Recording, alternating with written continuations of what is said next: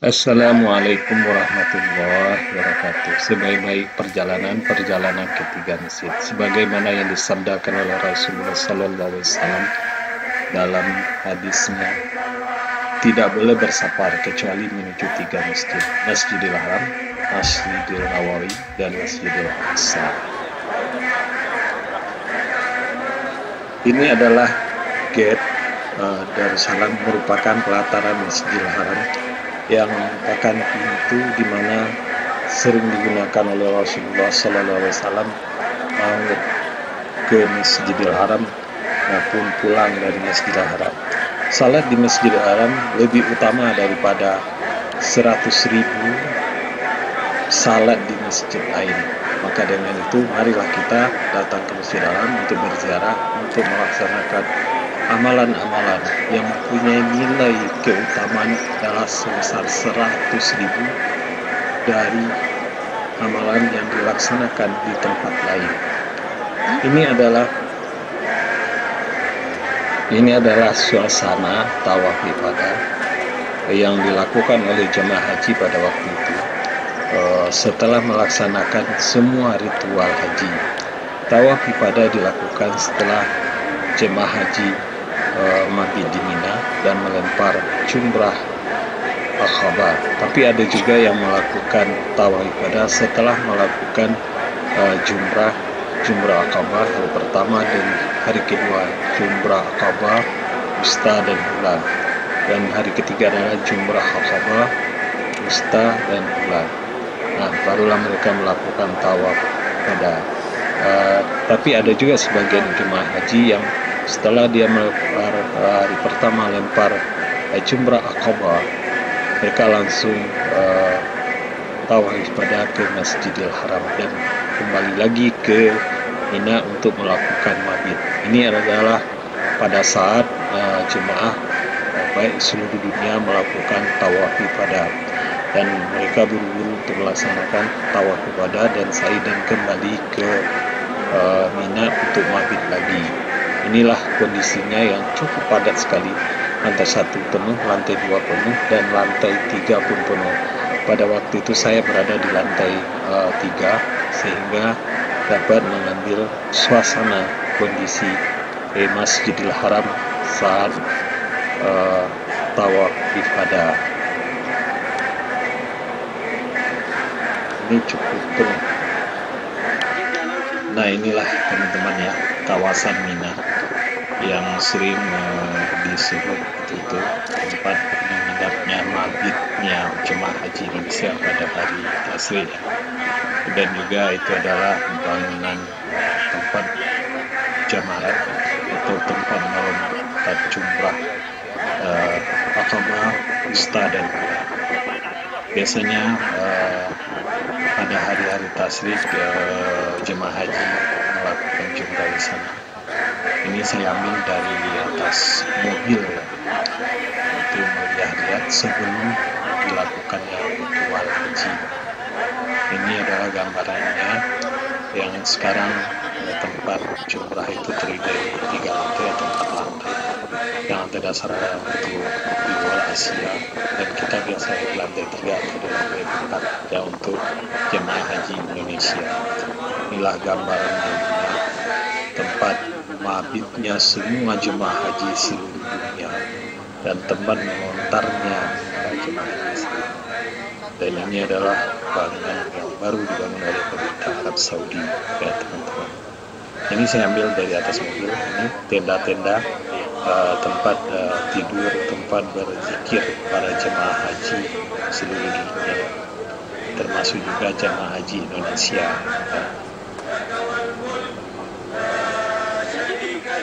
Perjalanan kedua yang dianjurkan oleh Rasulullah SAW adalah ke Masjid Nabawi, yang merupakan masjid Rasulullah yang mempunyai nilai keutamaannya adalah 100.000 dari masjid lainnya. Apabila kita salat di Masjid Nabawi, mempunyai nilai lebih utama daripada 1.000 salat di masjid lainnya. Dan ini merupakan payung ya yang ada di sekeliling Masjid Nabawi yang digunakan pada siang hari pada saat waktu salat maupun tidak waktu salat dia akan terkembang atau terbuka.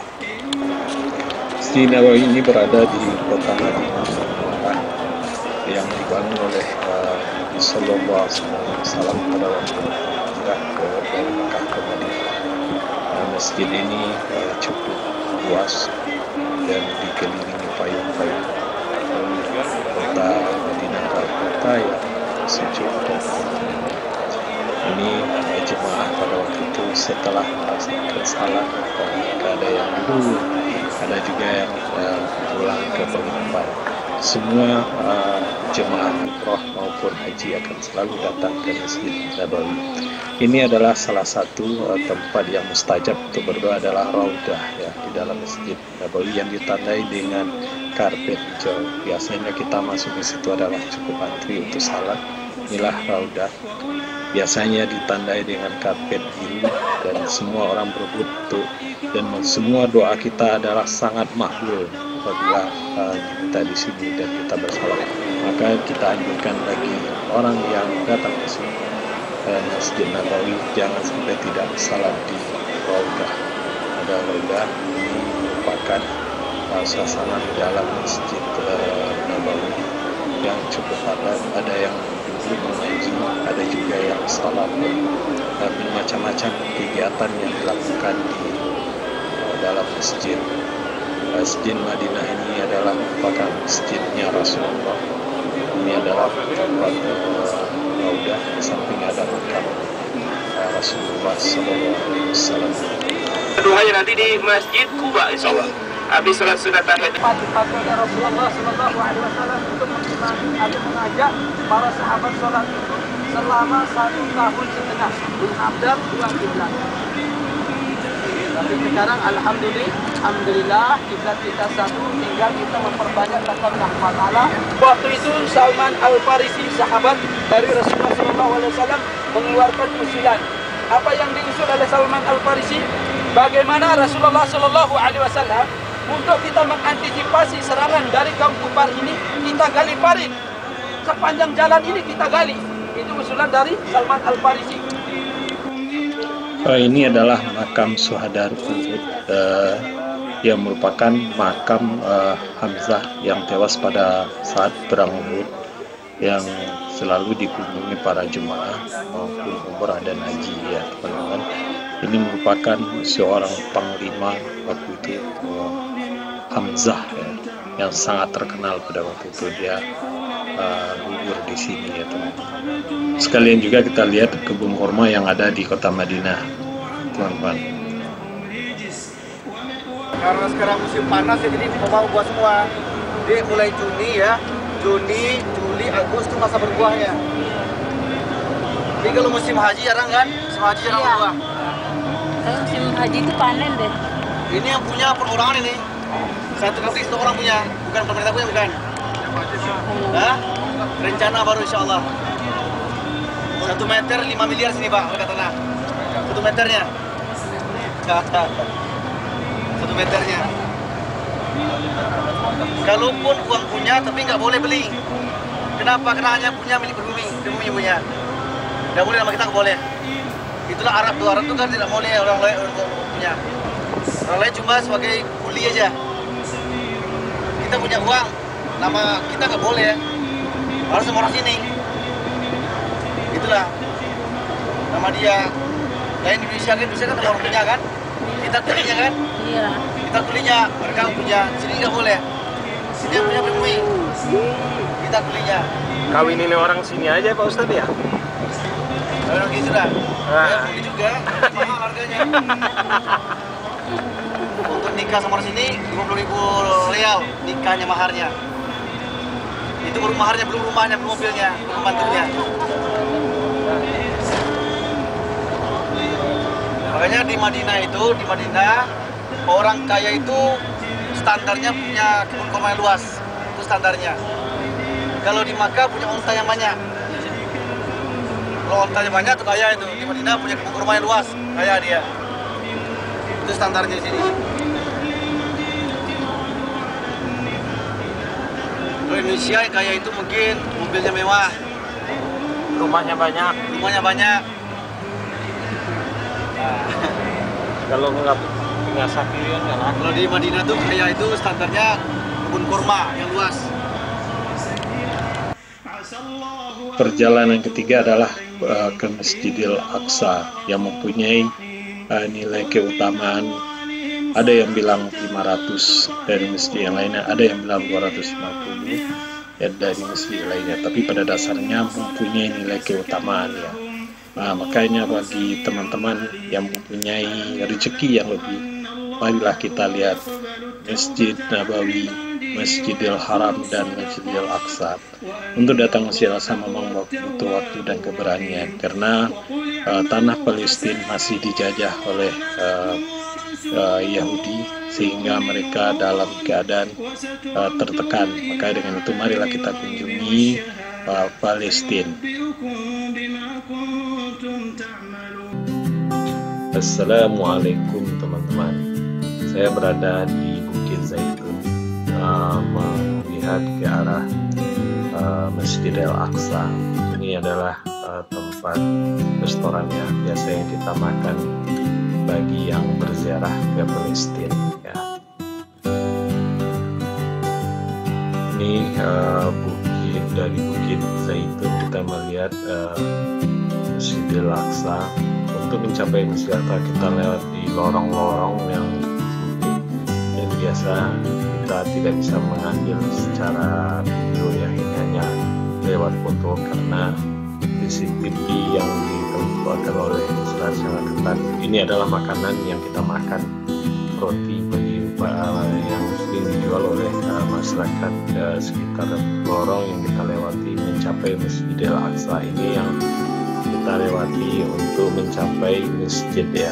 Ini memang tidak bisa dilalui oleh mobil, tapi hanyalah bisa dilewati oleh sepeda motor dan jalan kaki. Inilah tanda bukti kita, Batu Wusta. Ini ada juga sebagai lorong yang petanda bagi kita yang mengarah ke masjid.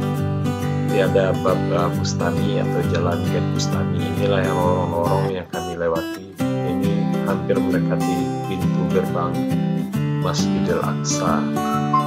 Ini lorong-lorong yang kami lewati setiap peziarah yang datang ke Masjidil Aqsa. Semua terdeteksi oleh pihak keamanan Israel ya, sehingga sangat sulit bagi kita untuk mengambil foto. Ini tanda kita belok kiri biasanya di Gate Bustami ini untuk mencapai ke arah Masjidil Aqsa. Sangat ketat dan sangat berbahaya bagi kita. Biasanya pada saat kita masuk juga kamera dicek, dan pada saat kita kembali keluar dari Israel kita juga dicek. Makanya sangat ketat dan security yang terbaik di dunia atau security nomor 1 di dunia. Ini adalah tanda juga gate Lion Gate, adalah jalan di lorong yang kami lewati pada malam hari untuk mencapai Masjidil Aqsa.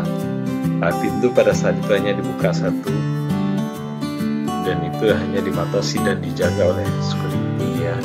Nah, saat ini makanan anak-anak Palestina jualan roti ya, yang sering kita beli, kita makan, cukup lumayan enak juga ya.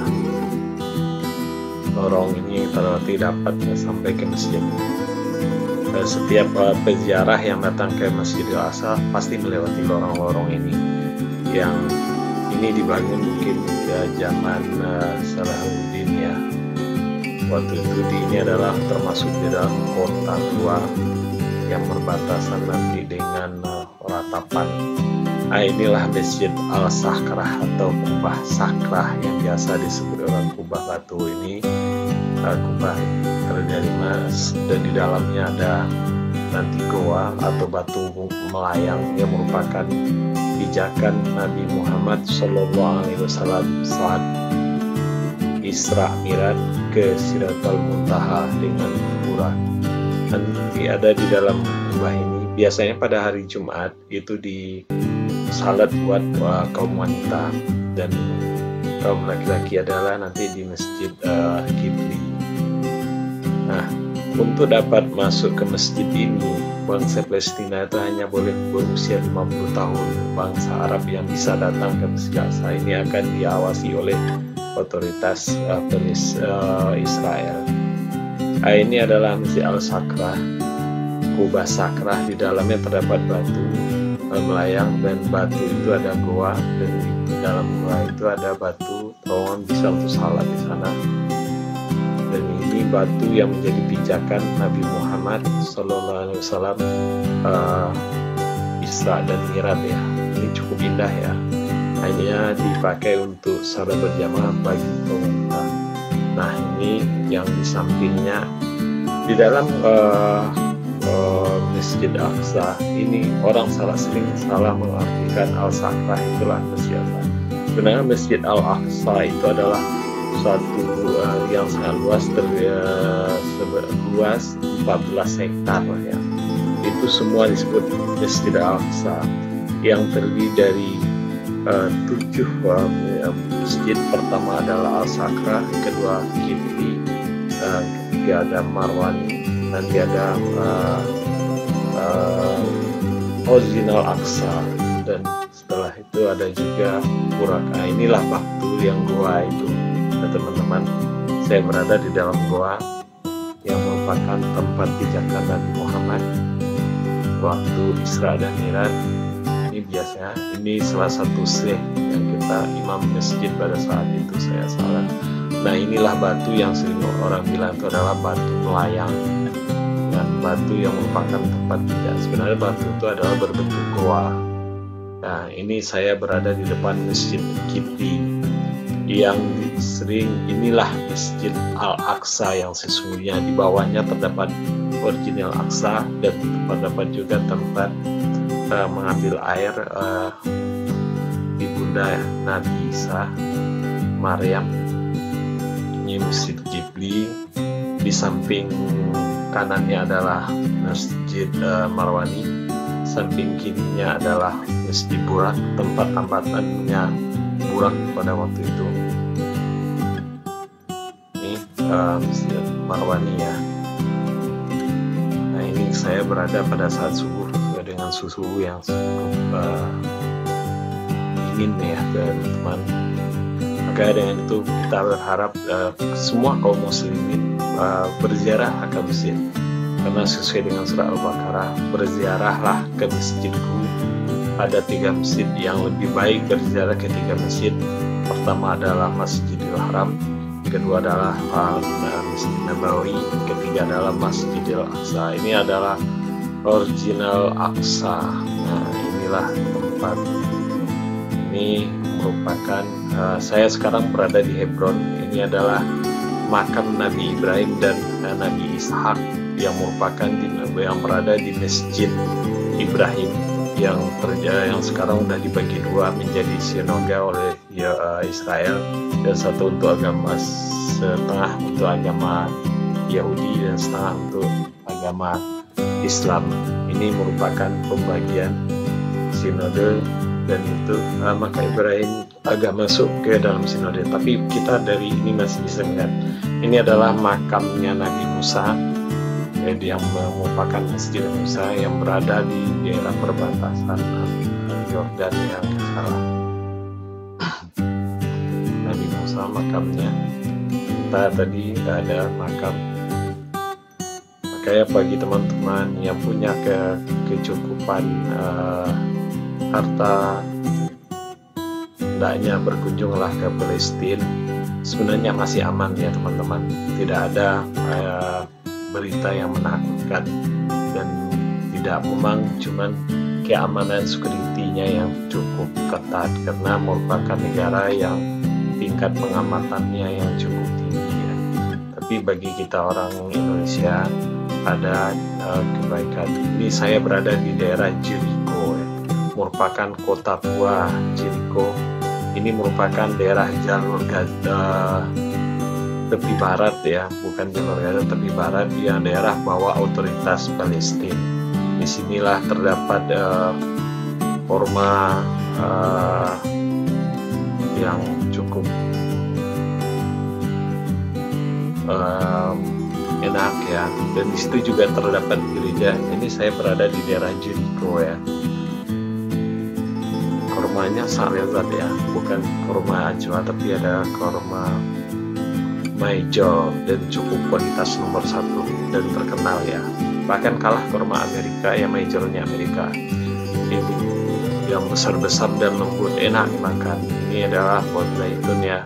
Ini berada di kota Jericho. Ini salah satu tempat toko yang berada di Jericho. Nah, kayak bagi teman-teman yang punya kelebihan, datanglah ke Masjid Al-Aqsa. Dialah masjid kita. Terima kasih teman-teman telah menonton video saya. Jangan lupa like and subscribe dan komennya.